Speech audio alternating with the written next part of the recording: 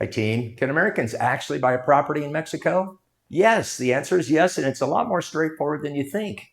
But there are a few things you absolutely need to know before you sign anything. I'm going to walk you through it, the entire process, step by step. Come join me. Hi, team. I'm Greg Gunter, the broker with Berkshire Hathaway Home Services here in San Miguel de Allende, central Mexico. Remember, #1 city in the world. Now, I've helped hundreds of Americans and Canadians, about 350 of them actually, purchase homes here. And the #1 question I still get is, how does this actually work? How does the process work? So today I'm going to break it down for you clearly so that by the end of the video, you'll know exactly what to expect. Now, stay until the end. I'm going to tell you the single biggest mistake that buyers make and how to avoid it. Okay, team, here's step #1. You need to understand the process of buying in San Miguel de Allende.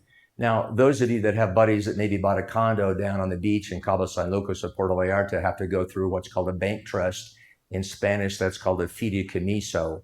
You don't really own the property down there on the coast. It's held in a bank trust. So it's a little bit of a different ownership structure. Here in San Miguel de Allende, you own the property fee simple. You get a fee simple deed in your name, just like in the United States. So it's very simple to understand when you're buying here in San Miguel de Allende. It's a whole different kind of scenario. Just remember, work with me and you're going to be safe knowing that you're getting a property that's very safe and legal and you own it. Okay, team. Step number two here, you're going to be working with a realtor, a really professional realtor, hopefully one like me, that will put you in touch with the Notario. Now, here in Mexico, the Notario is like the closing company and the title company rolled into one entity. You need to engage a Notario, and of course, you're not going to have a clue which Notario to work with, right? Because you're coming from the United States or Canada. So your realtor is going to put you in touch with a Notario and a legal team. And remember, for instance, with me, my entire support team are all attorneys. My assistant is a licensed real estate attorney, and my entire closing transaction team are all real estate attorneys. So we're going to be choosing the Notario for you because we work with the best one in town who has helped me close 350 closings here in town. You know that you're getting a very good Notario.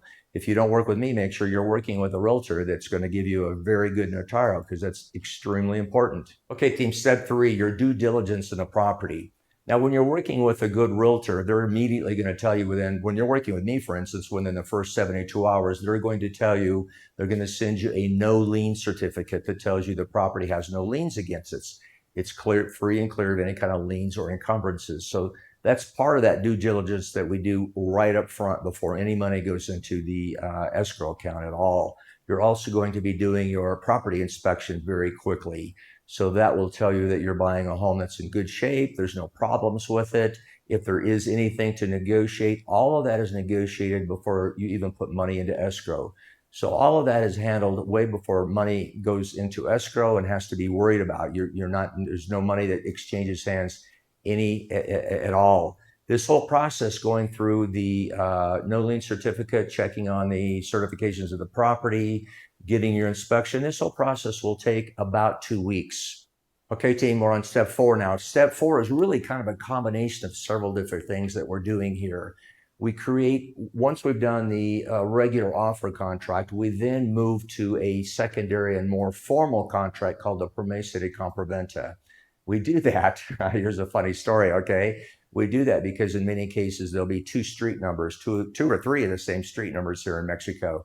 So this Promesa de Compraventa has the legal metes and bounds property description to make sure we're getting exactly the right property. So it's a more formal version of that first offer contract. Now, keep in mind that first offer contract is a legal document. It's bilingual. It's valid in court.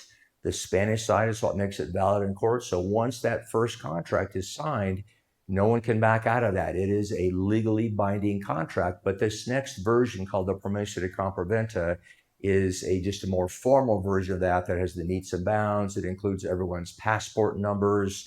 It's just slightly more formal. We want to create that and get signatures from both parties within the first 7 days after that first offer contract has been signed. Now, remember, I told you this step 4 here is really a combination of several things.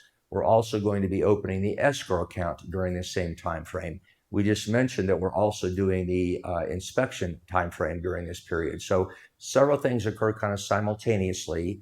The escrow account is opened and signed by both parties. It requires your identification information. It requires a copy of like a utility bill or your driver's license, that sort of thing. It all has to be set up in preparation for receiving that escrow deposit, which you then need to be putting into the escrow within 10 business days.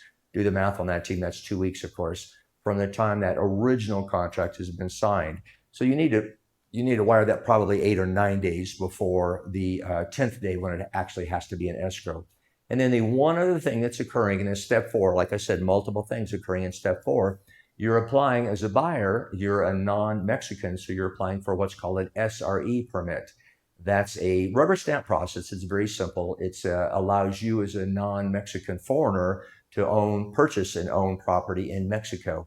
Very easy process to do, but it's important to start it fairly quickly because it can sometimes take a couple of weeks to get that. So step 4 has got several steps to take care of, all kind of simultaneously, but that's what me and my team are doing for you. We're taking care of all that for you. Okay, team, step 5. Now we're ready for closing. Remember, this whole process has only been about a 30-day time frame from the day that you sign the original offer to closing. It's typically only 30 days. We don't have escrow. We don't typically have mortgages here in Mexico, so that's why it's kind of a shorter time frame than you're accustomed to in the United States or maybe in Canada. So closing will occur really typically about 30 days after you've signed that original offer contract. You're kind of sitting there twiddling your thumbs for a couple of weeks after you've set up the escrow, you've done the inspection, you've made your original 10% earnest money deposit. Not much goes on those last couple of weeks. And then just prior to closing, you need to make your 90% payment. 90% of the purchase cost of that payment goes into escrow. You're also going to be wiring your closing costs. Now remember, here in San Miguel de Allende specifically, your closing costs are going to run you about 5.1 to 5.2 of the purchase price. Now 4% of that is an acquisition tax. In other parts of the world, they call it a transfer tax. Here we call it an acquisition tax. It's the same thing. So you're going to be paying that 4% acquisition tax and then about 1.1%, 1.2% roughly to the Notario and all the associated city fees. So the Notario's fees, the city transfer tax, the city has to do a new appraisal of the property, your registration fees, all of those kinds of expenses are included in that additional 1.1% that I talked about. So 90% of your purchase balance and your 5.1% of closing costs all get transferred, and they have to be in escrow 3 days before closing. That's just to make sure there's not any kind of delay so that we don't have to delay the actual closing. You know, here in Mexico, you actually physically have to attend the closing. You can't send someone else, or you can't do it long distance. So that's an important point. Remember, if you can't physically be here for the closing, or you think you may not want to, or you just don't know if you've got family issues or work issues, it's always a good idea to do a power of attorney, a real estate power of attorney, so specifically for real estate, so they can come and attend the closing for you. That way you're legally covered. So it's like a travel insurance policy is kind of the way that I tell my clients. Think of it as that. If you broke a leg or, had a family problem and you couldn't come, at least your power of attorney could close for you. And in all honesty, 70% of my clients close with a power of attorney. And sometimes they don't come for 3 months before, until after the closing. So that's the 5th step, closing. The house is all yours. We hand over the keys. It's yours. Okay, team, remember I told you that biggest mistake to avoid? The biggest mistake to really avoid is trying to skip the notario or to use an unlicensed agent in Mexico. People will try to do that to save money, and it's always a mistake. I guarantee you it is always a mistake. If you get the wrong notario, it's funny because notarios can all interpret the law differently. It's not like in the United States where the law is a law and it's black and white and it's very cut and dried. Here it's very different. Each notario can interpret the law a lot differently. That can affect capital gains taxes with the seller, which can affect your negotiation. So very important to use a very well-known, very respected, very experienced notario. Even more important, of course, team, is to use a very experienced and very professional realtor like me, someone that has lots of experience, 350 sales in my 15 years of selling here. We guarantee that we're going to make sure that you're protected. Your investment is going to be protected with us and my legal team. Remember, all my legal team are all attorneys. My assistant's a licensed real estate attorney. My closing transaction team is all attorneys. You're going to be well protected, and that's what you want when you're closing in Mexico. We're tap dancing to work here. I'm tap dancing to work here in San Miguel de Allende. Can you tell my buddy Warren Buffett? Listen to me, if you're thinking about buying in San Miguel de Allende and you want to understand the entire process specific to your situation, reach out to me. I offer a free consultation. We can do a Zoom or a phone call and I'll walk you through every detail. My contact information is down below in the description. And if this video is helpful, please share it. There's a lot of people out there who think buying in Mexico is difficult or maybe sometimes impossible. You can help change that by sharing the video. Please give me a thumbs up, subscribe for more, and I'll see you again next week, team. Take care.